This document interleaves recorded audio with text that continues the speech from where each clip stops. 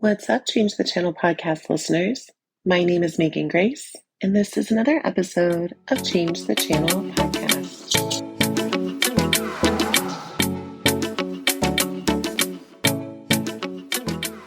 Welcome back to the show. I'm so glad you're here today.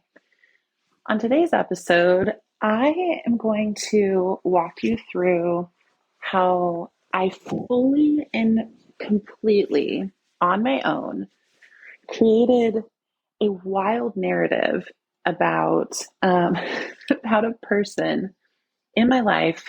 And I will tell you, I was just 100% sure that I was correct. And as one of my therapists had told me in the past, he said, you are fluent in about 999 types of body language or, social cues or all of that stuff. He's like, but sometimes the way you interpret the data that comes in is just Samsonite way off. and the story was just so messy and beautiful and raw and honest. And I'm just going to take you behind the curtain of how that was for me, because I'm sure I'm not the only one who has created a story around a situation and then named that as truth, began to operate as if it was truth, and then found out later that you could not have been further from the truth. So let's dive in. The story starts first with me in this leadership and personal development program that I had invested in. It was like a 5-month kind of intensive. Loved it. Highly recommend. I learned so much about myself. I was with a cohort of just incredible people. And I mean, what good cannot come out of being in that sort of environment? And so by the end of this whole time, there was kind of this culmination. And one of the trainers, those people when you are around them, you feel into them, and they just feel so much like home to you. And you want to know how they got to be who they are. Well, this particular person, this particular trainer, had just sort of caught my eye in the way that she moved in the training room, in the way that she spoke to people, in the way that she carried herself. And I basically just told her, hey, I would love to get coffee with you. I would love to know you more. I would love to know how you became this person that you are. And she said, thank you. Yeah, that would be nice. But I could tell that maybe this was not her first rodeo of receiving this feedback. I mean, she is dynamic. She teaches in lots of places. Excuse me.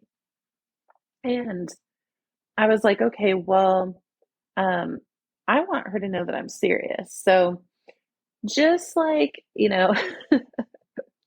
like the wonderful, cheerleading stalker person that I turn out to be sometimes on the internet, I was like, I'm going to find her page. And I started following her Instagram page and leaving her little messages. Honestly, not too many, but just enough so she knew I was serious. Reshared a couple reels, it just was trying to hype her up. First off, it was because I wanted to get to know her, but also because I just really believe in the work that she does. So it was this funny mixture. And all of a sudden, this beautiful culminating day, after I had basically been battling within my mind, like, are you being annoying to this person? Should you just take no for an answer if no means no, no response back? Or, if it's hard to schedule with this person, does that just mean it's not meant to be? And I was like, nope, I feel like this is still meant to be. I'm going to try it out. I'm going to stay in the race. And the channel that was running through my mind was, first off, I just want to grow and I want to know this person. But also there was this undercurrent of like unworthiness. It was almost this, I think I might be bothering them, but I'm going to try anyway. And that's important to note because it'll come in later in the story.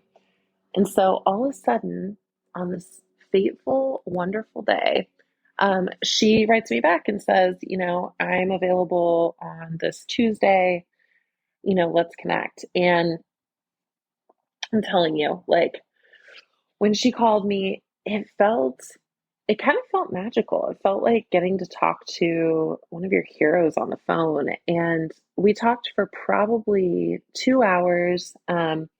She had given me some things to think about, and said, you know what, go ahead and go look at this, email me back. She also mentioned, she also mentioned that many people say they want to get coffee with her, but nobody followed up quite as regularly or showed the same kind of enthusiasm that I did.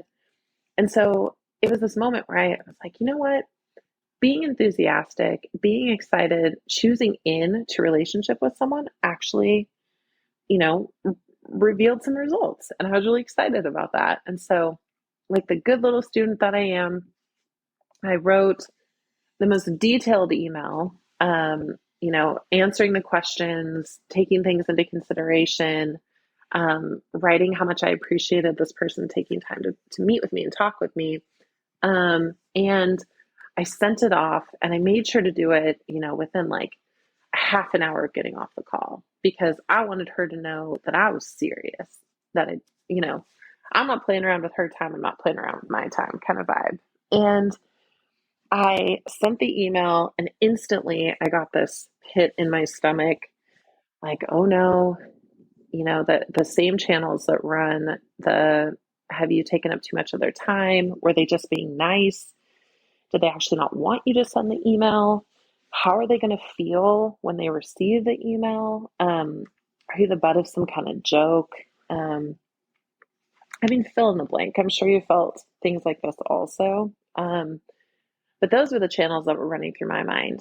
And then I waited and I waited and I waited, and days and weeks went by and no email response. And I was this younger part of me was just crushed. I felt so silly for believing that something could come of this. I felt so embarrassed that maybe I had somehow overstayed my welcome or not read the room right, or and then the channel started, first it started, oh no, what have I done wrong? And then it switched to, well, screw her then.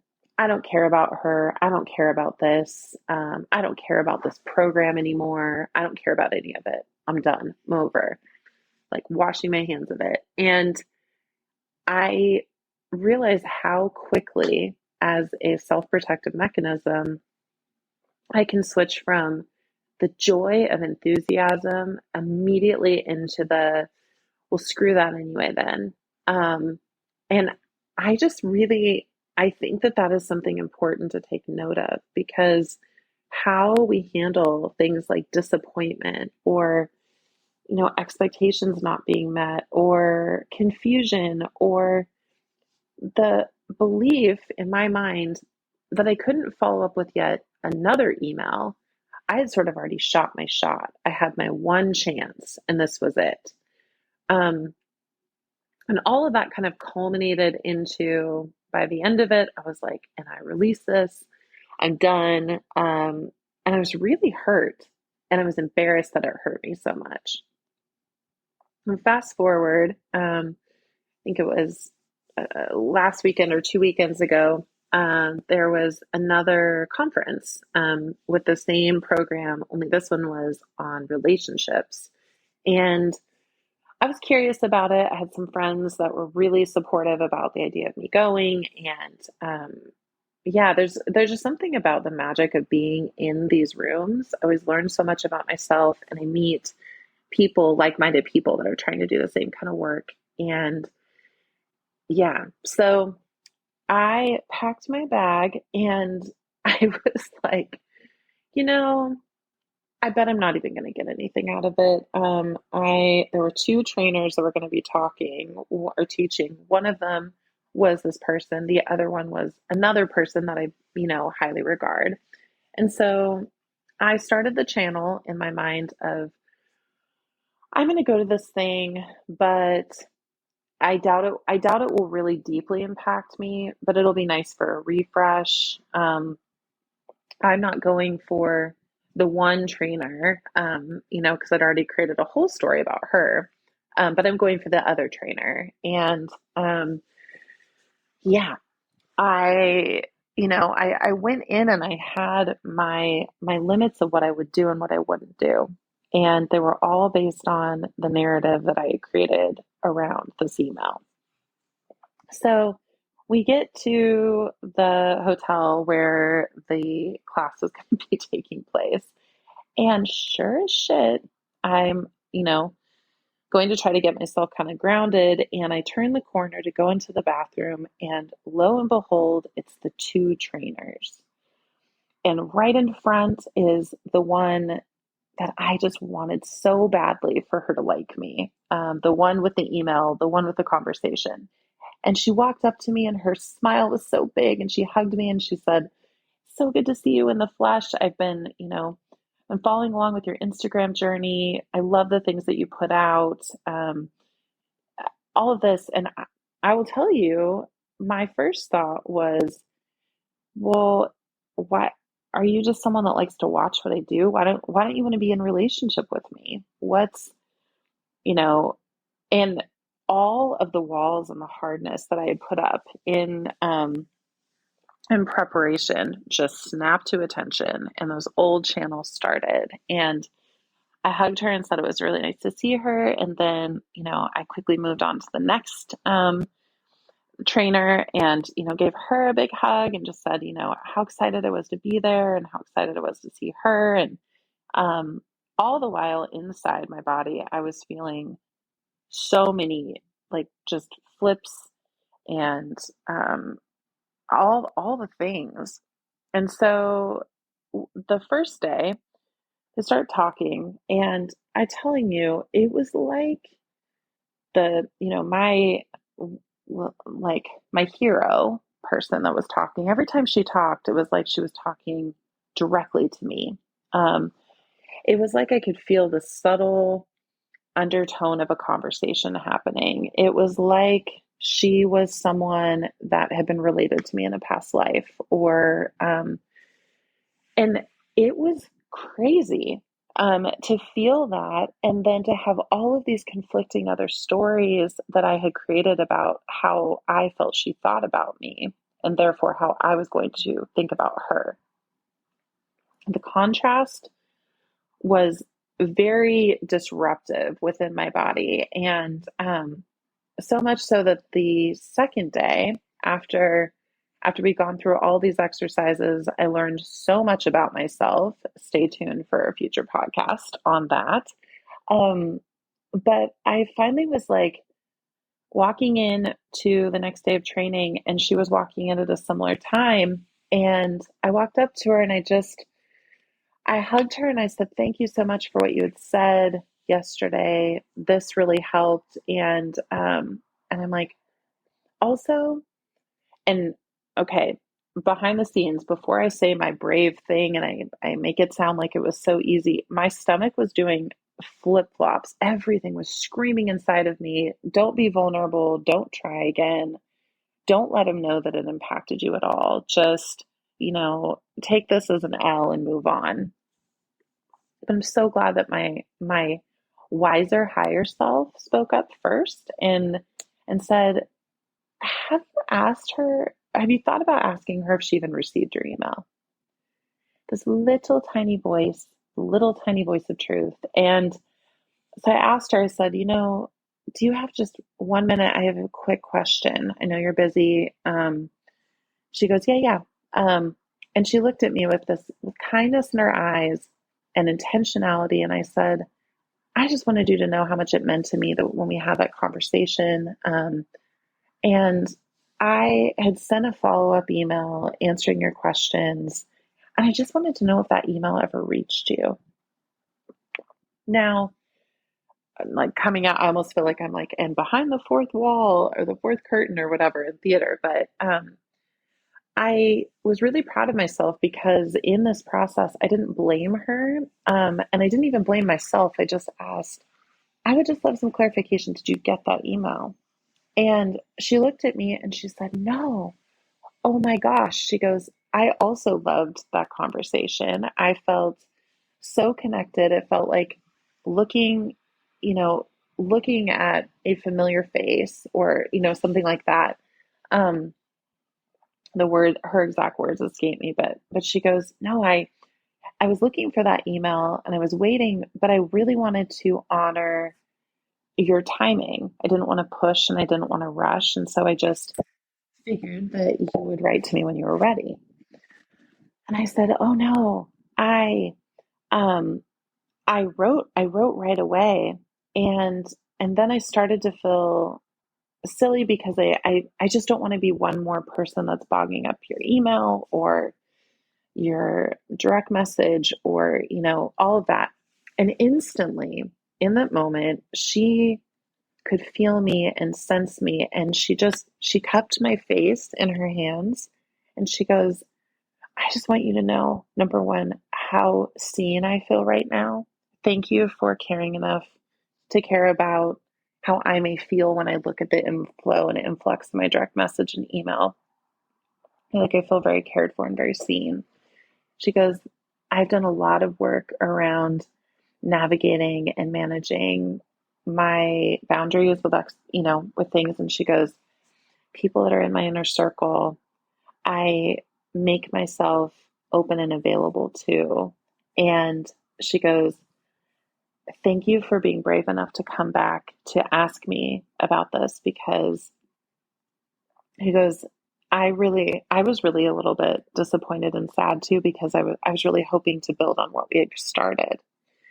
And oh my gosh, can I just tell you the relief I felt, the care I felt, the like it nearly knocked me over.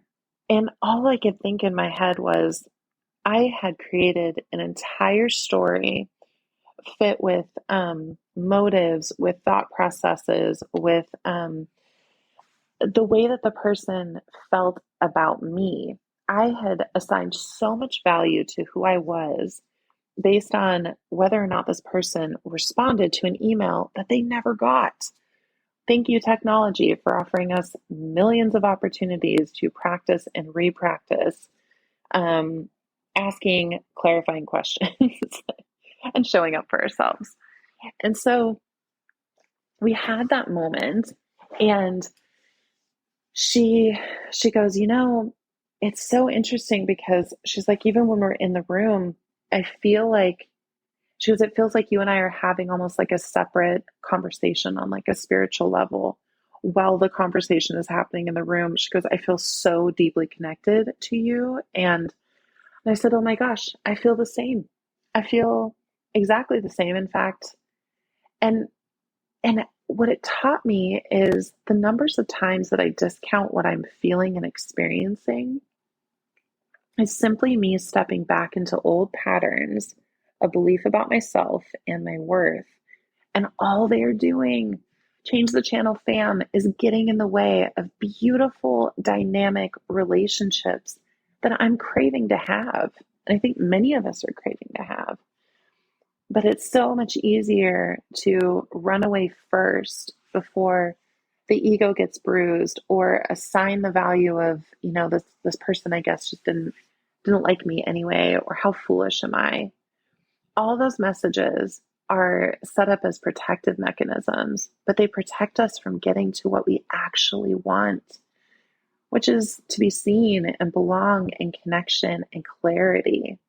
And so then at the end of the weekend, I went up to her again and I said, just wanted you to know how much that conversation meant to me.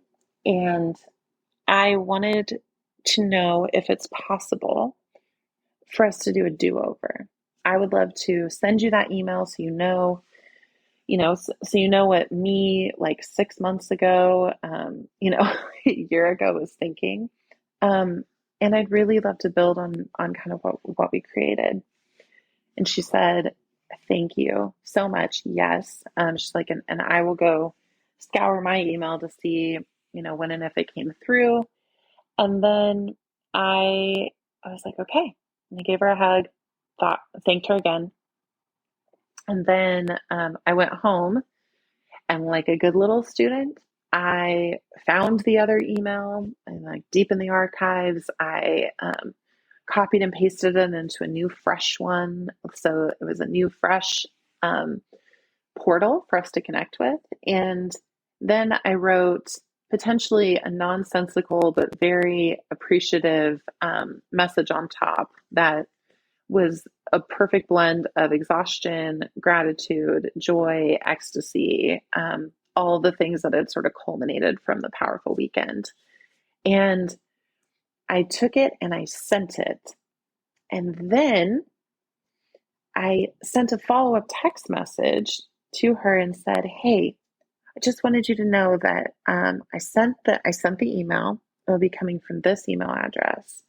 Um, I'm committed to believing you with what you've said about me and the way that you say that you navigate your calendar. And um, yeah, I sent the email. Feel free to look at it at your leisure." And she wrote me back the most beautiful message. And I'm going to read it for you.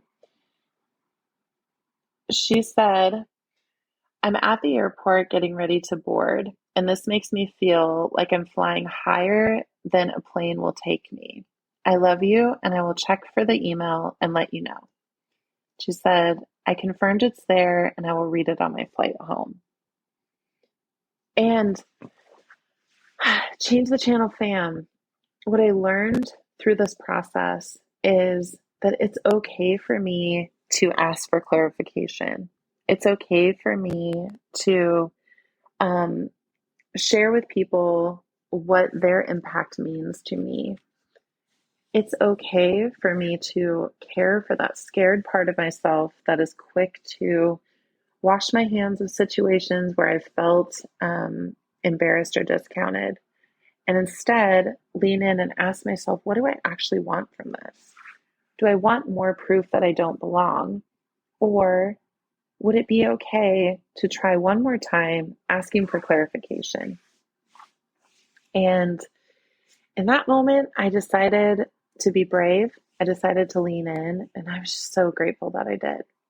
The story is still unfolding. I am open and excited to see what may come from it. But what I know for sure, regardless of how the relationship pans out with this person, a new relationship was forged with myself.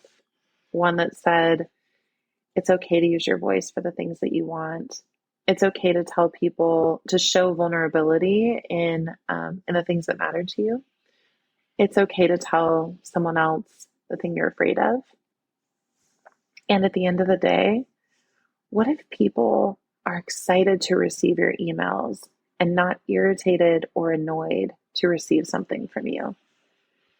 That is a new channel that I am working through and wrestling with a little bit. And I feel like in this digital world where we're desperately trying to find connection, but sometimes a misconnection is simply because of the apparatus by which we were trying to start the conversation.